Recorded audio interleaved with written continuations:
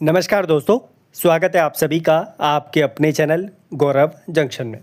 दोस्तों, जैसे कि मैंने आप लोगों से बोला हुआ है कि जहाँ जहाँ पर मुझे सीसीए की नौकरी दिखाई देगी उसकी जानकारी आप लोगों को ज़रूर दूंगा, क्योंकि मुझे पता है कि जो हमारे अप्रेंटिस वाले छात्र हैं वो सिर्फ रेलवे की तैयारी नहीं कर रहे, वो अन्य विभाग की भी तैयारी कर रहे हैं।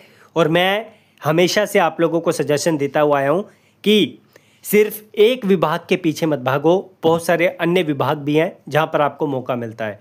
इससे पहले के एग्जांपल दूं, नालको में आप लोगों के लिए वैकेंसी आई, उसके बाद बीएचईएल में आप लोगों के लिए वैकेंसी आई, ईसीआईएल में अप्रेंटिस के बेस की आप लोगों के लिए वैकेंसी आई। तो सीसीए को अलग जो है मल्टीपल विभाग में अप्रेंटिस के बेस का भी मौका मिलता है। इसके अलावा सबसे बड़ा एग्जाम्पल नेवल डॉकयार्ड से जो बच्चे अप्रेंटिस करके बैठते हैं उनके लिए नेवी स्किल्ड मैन की वैकेंसी आई थी। वहाँ पर सिर्फ नेवी के बच्चों को मौका दिया गया था जो अप्रेंटिस करके बैठे हैं। तो इस तरीके के मौके आपके लिए आते रहेंगे और मैं समय समय पे अपने सीसीएस वाले छात्रों के लिए नौकरी की अपडेट इसी तरीके से लेकर आता रहूँगा। समीर लंबे समय से आप लोगों के लिए वैकेंसी निकालता हुआ है। कभी ये कॉन्ट्रैक्ट बेसिस के आप लोगों के लिए वैकेंसी निकालता है, कभी परमानेंट, कभी रेगुलर, कभी टेन्योर बेसिस। तो अब की बार जो वैकेंसी निकाली है ये इन्होंने रेगुलर बेसिस की वैकेंसी निकाली है। आगे नोटिफिकेशन है, इसका लिंक भी मैं आपको डिस्क्रिप्शन में दूंगा, सो दैट आप लोग जो है 1 तारीख से इसका फॉर्म चालू हो रहा है, आप लोग अप्लाई कर सकें। वैकेंसी का काउंट टोटल 36 है, ज़्यादा वैकेंसी नहीं है। किसी किसी में एक्सपीरियंस मांगा है और किसी किसी में विदाउट एक्सपीरियंस आप लोग अप्लाई कर सकते हैं।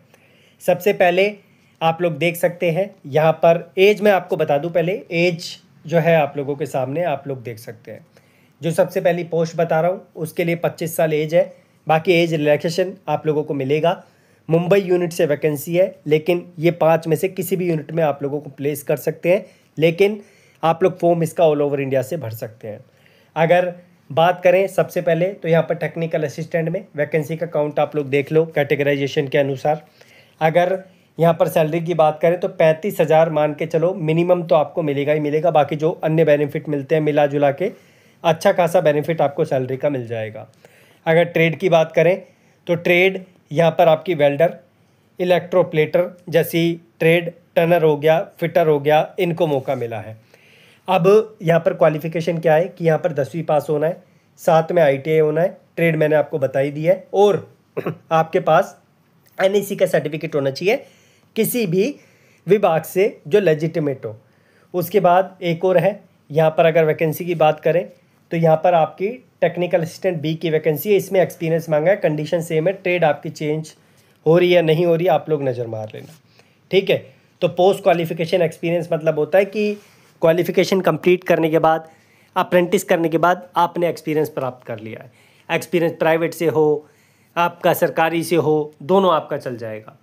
उसके बाद टेक्निकल असिस्टेंट C की वैकेंसी, इसमें एक ही है, कंडीशन आप लोगों की वही है, लेकिन एक्सपीरियंस आप लोग देख सकते हैं। इसमें इलेक्ट्रॉनिक मैकेनिक को मौका दिया, लेकिन सैलरी बहुत ही शानदार है इसमें।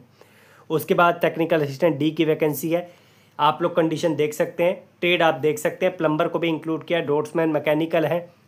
उसके बाद इलेक्ट्रॉनिक मैकेनिक है, इंस्ट्रूमेंट मैकेनिक है, लेकिन 6 साल का एक्सपीरियंस। उसी तरीके से यहाँ पर साइंटिफिक असिस्टेंट की वैकेंसी है, ये डिप्लोमा के लिए, इसमें किसी भी तरीके का एक्सपीरियंस नहीं है। सैलरी बहुत शानदार है, आप देख सकते हैं। उसके बाद अगर नीचे बढ़ें, साइंटिफिक ऑफिसर A की वैकेंसी है, इसमें डिप्लोमा चाहिए। उसके बाद जो है यहाँ पर ये वैकेंसी का क्राइटेरिया आपका ख़त्म होता है, यानी कि CCA वाले बच्चों को मौका यहाँ पर दिया हुआ है, ठीक है। आप लोगों के सामने अच्छा खासा काउंट है वैकेंसी का, और 1 तारीख से फॉर्म चालू हो रहा है। 31/10 तक आप लोग फॉर्म फिल कर पाएंगे। एज मैंने आपको बता दी है। फीस बता देता हूँ, जो कैंडिडेट हैं UR OBC उनके 500 रुपये हैं। SC ST के लिए, वुमेन के लिए, person with disability, ex serviceman के लिए 100 रुपये फ़ीस है। ये आपको ऑनलाइन पे करने पड़ेगी जब इसका फॉर्म चालू हो जाएगा। बाकी अगर आप बोलोगे तो इसका फॉर्म की वीडियो आपके लिए मैं लेकर आ जाऊँगा। इसका सिलेबस है, उस पर भी मैं फॉर्म के साथ साथ आपके लिए चर्चा कर दूँगा कि क्या इस एग्ज़ाम में आएगा, कैसे आपको प्रिपरेशन करनी है। लेकिन मुझे ये पता होना चाहिए पहले कि मेरे CCA वाले साथी इसका फॉर्म भर रहे हैं या नहीं भर रहे। बाकी जो भी रिलेवेंट लिंक्स हैं मैंने आपको डिस्क्रिप्शन में दे दिए हैं, आप जाकर चेकआउट कर लेना। बुक्स जो जी है वो रेलवे ग्रुप D के लिए, आप उसका भी देख लेना। धन्यवाद।